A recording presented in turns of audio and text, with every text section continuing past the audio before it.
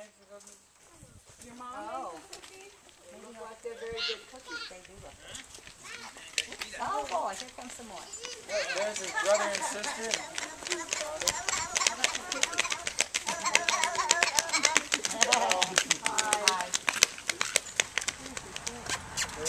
Hi. Yep.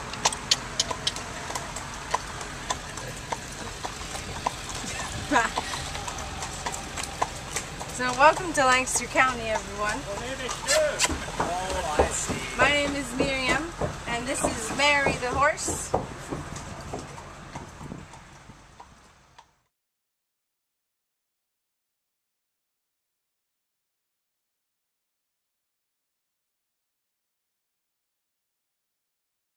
So there are Amish Mennonites and Brethren in Lancaster County, and all three of the groups, they came from the Anabaptist faith. In Europe, this group had come out and preached about adult baptism, and that was outrageous. And the people were so severely targeted that they phased out, and out of them first came the Brethren. Out of the Brethren came Mennonites, and out of the Mennonites came the Amish. In 1656, the English took over from the Dutch. The first settlers of Brethren arrived to Pennsylvania in the 1630s. The first Mennonites arrived upon the invitation from William Penn in 1710. The first documented Amish families to Pennsylvania came from 1735 and 1737. The major migration of the Amish occurred during the 1820s and 1830s. Now around this time is wedding time for the Amish. They occur on Tuesdays and Thursdays, and it's a whole day event for about 3 hours. Afterwards, there's a full lunch served, and you may have 500 or 600 guests at your wedding. So there will be about 100 people served at one time. And after lunch, in the evening, more people will arrive, and you'll have another dinner.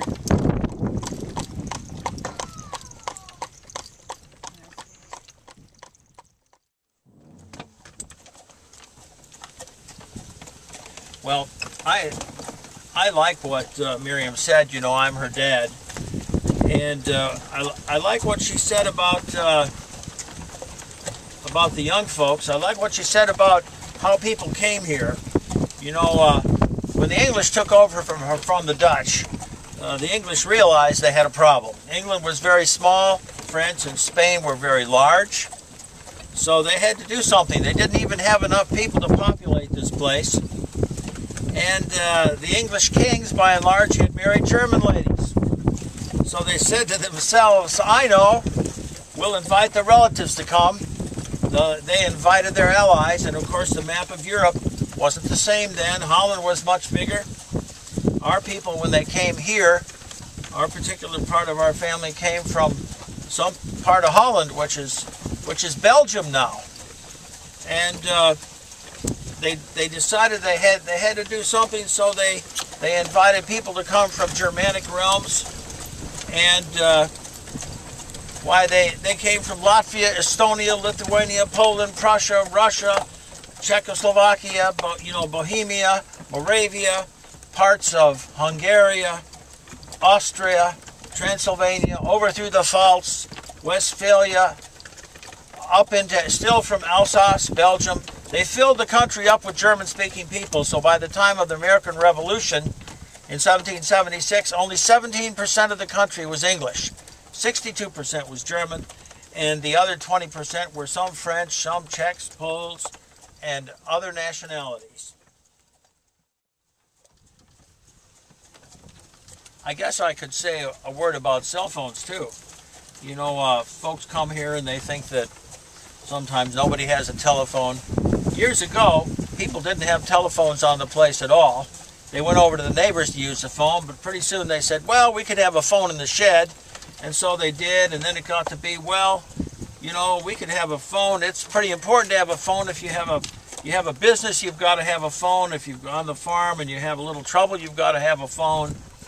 So there's phones in the sheds on the farm, and recently, of course, the last 10 years or so, cell phones have come in. Generally speaking, they haven't been totally approved by districts yet, but there are a lot of people who have cell phones.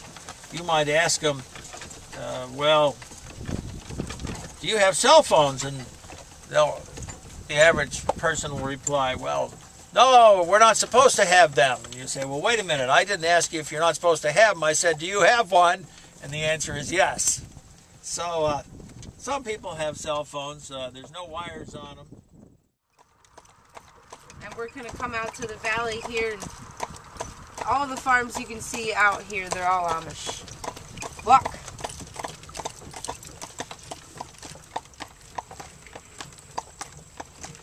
Now, a dairy farm needs between 60 and 80 acres, and that's to sustain milking 42 cows. So each cow is expected to produce 8 to 10 gallons of milk a day, and that's naturally. And so all the milk gets exported. Lots goes to Hershey, Baltimore, Philadelphia, New York, New Jersey.